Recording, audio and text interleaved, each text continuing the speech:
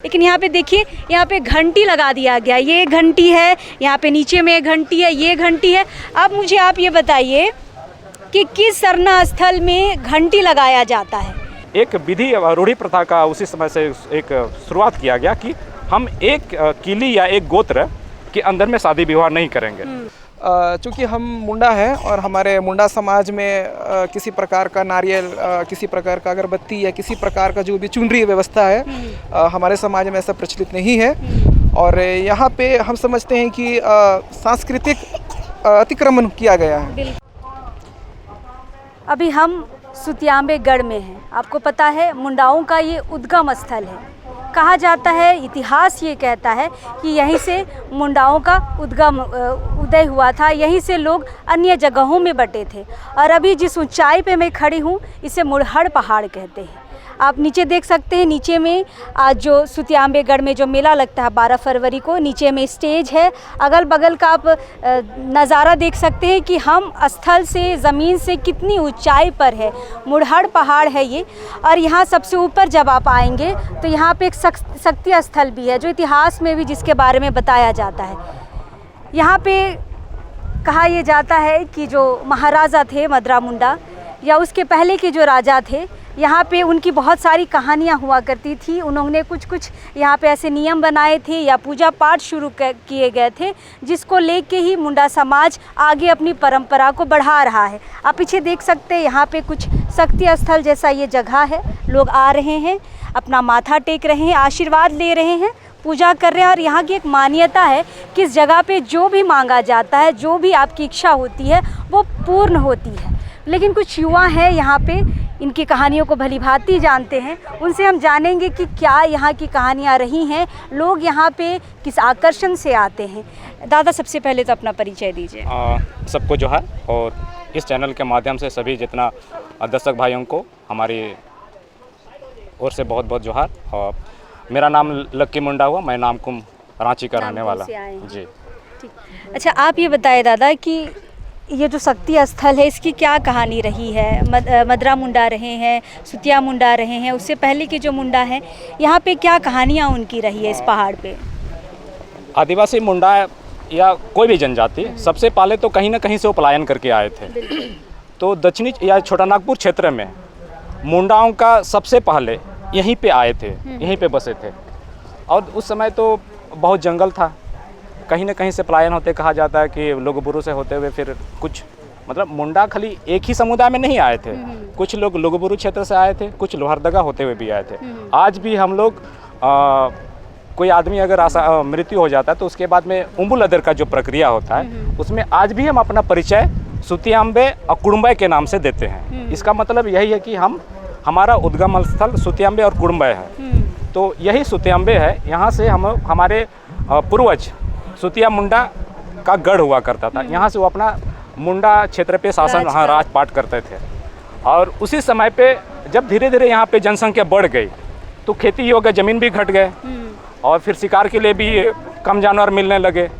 तो सुतिया मुंडा और जितने भी और मुंडा बुद्धिजीवी लोग थे, उन्होंने सोचा कि भाई जब हमारे पास खाने का संसाधन जब कम रहेगा, तो अगर एक ही जगह रहने से तो हमारा जीवन यापन तो नहीं हो पाएगा, हम तो संकट में फंसते जा रहे हैं। हाँ, संसाधन की कमी हो रही है। तो इसलिए उन्होंने इसी जगह पे बैठक की थी, इसी पहाड़ के ऊपर में। यहीं पे अभी हम हैं, यहाँ पे हम लोग खड़े हैं, यहीं पे बैठक किए थे और निर्णय लिए थे कि ऐसे से हम लोग का नहीं चलेगा। अब हम लोग को जीवन यापन के लिए अपने लोगों को दूसरी जगह भी खेती बाड़ी या फिर शिकार करने के लिए नई जगह की खोज करने के लिए जाना चाहिए। हाँ, फैलना चाहिए। तो जब इस तरह का जब सिचुएशन आया तो एक उस समय ये भी डर था, तो उस समय तो पूरा जंगल भी था। अब मान लीजिए हम अगर यहाँ से कहीं चले गए तो हमारा फिर विभाजन हो जाएगा, हम एक दूसरे को नहीं पहचानेंगे। चलिए, एक पीढ़ी तक तो पहचाने, लेकिन उसके आगे पीढ़ी तक अगर मिलना जुलना नहीं रहेगा तो हम तो विभाजित हो जाएंगे। फिर अगर कहीं पे अगर गलती से मुलाकात हो गई तो फिर भाई भाई में दुश्मनी हो जाएगा। तो इसलिए ऐसा स्थिति ना उत्पन्न हो, इसलिए यहीं पे निर्णय हुआ सर्वसम्मति से, और 22 पढ़ा का निर्माण हुआ। और उस पढ़ा को एक गोत्र दिया गया। प्रत्येक पढ़ा को एक एक गोत्र दिया गया, और एक गोत्र वाले को एक परिवार का सदस्य माना गया। और एक पढ़ा का सदस्य, उसके बाद में एक पढ़ा का सदस्य तो निर्माण हो गए, उसके बाद में अगर बाद में मिलना जुलना कैसे होगा, इसके लिए एक विधि रूढ़ी प्रथा का उसी समय से एक शुरुआत किया गया कि हम एक किली या एक गोत्र के अंदर में शादी विवाह नहीं करेंगे और दूसरे गोत्र से अगर शादी विवाह करेंगे तो शादी विवाह के माध्यम से एक दूसरे से मिलेंगे। तो इसलिए यहाँ से गोत्र का निर्माण हुआ और रूढ़ी प्रथा जो एक गोत्र का जो शादी विवाह नहीं करने का जो प्रथा है वो यहीं से चालू हुआ और आज भी हम कायम करते हैं इसको और पालन करते हैं। इस प्रकार हमारा यहाँ से उद्गम हुआ और फिर हम पूरे क्षेत्र में फैल गए और उसी को आज तक हम फॉलो कर रहे हैं। बिल्कुल। अच्छा, आप ये जो पत्थर यहाँ पे लगे हैं इनके बारे में कुछ बता रहे थे। हमारा जो आदिवासी पूजा पद्धति बोले या फिर मुंडा पूजा पद्धति में हम लोग ज़मीन पे ही पूजा करते हैं, उसका कोई मंदिर या कोई घर ऐसा कुछ नहीं रहता है। तो पुराने ज़माने में बहुत ही जंगल हुआ करता था, तो हर साल एक निश्चित जगह पूजा करने के लिए हम लोग वहाँ पे पत्थर रखते थे, क्योंकि एक साल के बाद वहाँ दोबारा जाने में बहुत झाड़ उड़ या नए घास उग जाते हैं तो पता नहीं चल पाता है। तो इसलिए जगह को निर्धारित करने के लिए या चिन्हा करने के लिए हम लोग पत्थर का रखते हैं। ऐसा ये कभी ना समझा जाए कि ये शिवलिंग है या फिर अन्य कोई भगवान, ऐसा कुछ नहीं है। खाली हम जगह निर्धारित करने के लिए हमारा ये पूजनीय स्थल है, इसलिए पत्थर वहाँ पे रखते हैं। आजकल तो भगवान भी चोरी हो रहे हैं। हाँ, ये बेशक भाई, हम लोग अगर सोए हुए रहेंगे जिस चीज़ को हम लोग सिंगबोंगा बोलते हैं उसी चीज़ को वो कहते हैं शिव है, फिर कहते हैं सरना सनातन एक है। बिल्कुल, हम लोग अपना रंग रूप उस तरह का दिखाते हैं। जैसे आप यहाँ पे देख रहे हैं कि हमारे मुंडा समाज में कभी भी सिरनी या फिर चुरनी का कभी कहीं भी नहीं यूज होता है। जहाँ पे अतिक्रमण करने का सोचा जाता है वहीं पे इस तरह का यूज होता है। इसीलिए हाँ, नारियल चुनरी का चुनरी, उसका फिर त्रिशूल या फिर बहुत सारा चीज़ फिर उसके बाद ऐड करते जाएगा, उसका हमारा अस्तित्व खत्म हो जाता है। तो इस चीज़ को तमाम आदिवासी युवाओं को समझने की ज़रूरत है। आप अपने पूजा स्थल को मूल रूप में ही रहने दीजिए, उसको जितना मॉडर्न बनाइएगा उतना ही आपके हाथ से फिसलता जाएगा।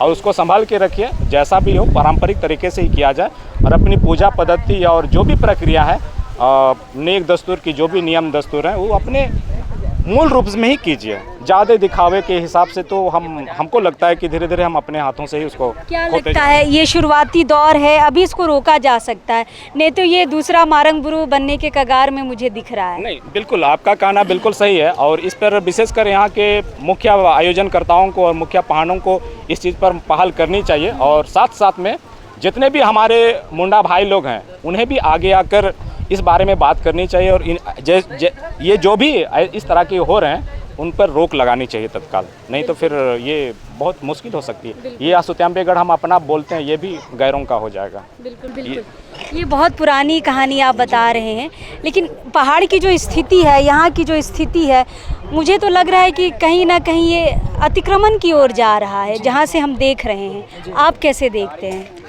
जी हाँ, मेरा नाम विवेक बाजरा हुआ और मैं कोल्हान से हूँ। और आपके चैनल के माध्यम से सभी दर्शकों को जोहार।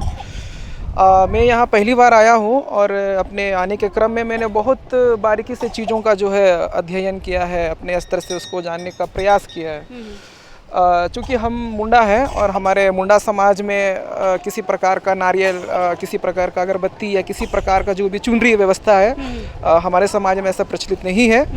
और यहाँ पे हम समझते हैं कि सांस्कृतिक अतिक्रमण किया गया है। बिल्कुल बिल्कुल। जिसको हमारे मुंडा समाज के बुद्धिजीवी जो वर्ग है या जो भी हमारे लोग हैं उनको इस पे मंथन करना चाहिए, चिंतन करना चाहिए, क्योंकि हमारा ये जो आज स्थल है एक पवित्र स्थल है, क्योंकि इसी स्थल के जो है उपरांत हम लोग का 22 किली जो है विभाजन किया गया था। गोत्र। और अगर यहाँ पे सांस्कृतिक अतिक्रमण होता है तो कल को यहाँ पे एक मंदिर का निर्माण हो जाएगा। तो जब मंदिर का निर्माण होगा तो फिर हमारा जो है संस्कृति नहीं बचेगा, हमारा धर्म नहीं बचेगा और हमारा जो लड़ाई है सरना धर्म कोड का वो किसी प्रकार से जो है बाधित हो जाएगा, रुक जाएगा। इसलिए मैं आपके चैनल के माध्यम से भारत के सभी मुंडाओं को कहना चाहता हूँ कि आप लोग अपने संस्कृति के लिए, अपने जो है धार्मिक पहचान के लिए एक सूत्र में बंध जाएं और हमारा जो सांस्कृतिक अतिक्रमण हो रहा है, चाहे ये हमारा जो पहाड़ हो, चाहे खूंटी हो, कोल्हान हो, संताल परगना हो, कोई भी हो, अपना जो है एकजुट हो जाइए और अपना पहचान के लिए, अस्तित्व के लिए लड़िए। और जो है इसी शब्दों के साथ मैं नहीं कहना चाहता हूँ। धन्यवाद। बिल्कुल बिल्कुल। युवा हैं, चीज़ों को, इतिहास को भी जान रहे हैं और अभी जो अतिक्रमण हो रहा है उसको भी समझ रहे हैं। हम भी जब पहाड़ पे चढ़ रहे थे हमने भी बहुत सारी ऐसी चीज़ें देखी जो शायद नहीं होना चाहिए। इसलिए लोग ये कहते हैं कि मुंडा जो समाज है आज कहीं ना कहीं हिंदू धर्म की ओर अग्रसर है। अग्रसर इसलिए मैं बता रही हूँ कि यहाँ पे जो ये आप शक्ति स्थल देख रहे हैं, शक्ति स्थल में ये चुनरी, आप कहीं भी सरना स्थल जाइए, चुनरी का कोई इतिहास नहीं रहा है और ना ही चुनरी का किसी भी तरह का यूज़ किया जाता है सरना स्थल में या आदिवासियों के किसी भी पूजा पाठ में, रीति रिवाज में। यहाँ पे चुनरी लगा हुआ है। यहाँ पे आप नीचे देखेंगे तो यहाँ पे आपको अगरबत्ती दिखेगी, आपको नारियल, यहाँ पर भी नारियल पड़ा हुआ है, ये देखिए नारियल है, चुनरी है। इसलिए यहाँ के युवा देख के ये बता रहे हैं कि ये सांस्कृतिक अतिक्रमण हो रहा है और अतिक्रमण कहीं ना कहीं किसी बड़े मंदिर के रूप में यहाँ स्थापित एक ना एक दिन ज़रूर होगा, अगर यहाँ का मुंडा समाज नहीं जगा तो।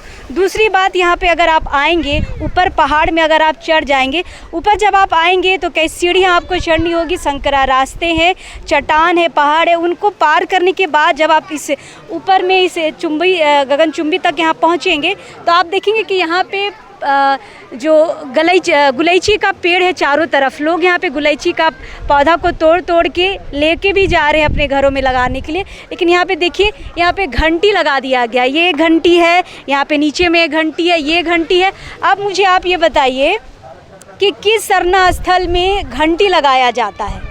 जो मुंडा समाज अपने आप को इतना बृहद समझता है, अपने आप को कहता है कि सबसे पहले हम मुंडा आए थे इस राज्य में, इस इलाके में सबसे पहले मुंडा जाति ही आए थे, उरांव से भी पहले आए थे। तो क्या ये परंपरा रही है, ये चुनरी की, ये नारियल की, ये घंटी की? इसलिए मैं ये कह रही हूँ क्योंकि जिस तरह से लोग यहाँ पे आ रहे हैं, देख रहे हैं, कोल्हान से जो भाई आए हैं कह रहे हैं कि गलत मैसेज जा रहा है पूरे देश में, और बिल्कुल जा रहा है। लोग दूर दूर से यहाँ आते हैं और आके देखते हैं कि यहाँ पे चुनरी है, नारियल है, घंटी है, कहीं ना कहीं एक छोटा सा मंदिर का निर्माण यहाँ पे दिख रहा है।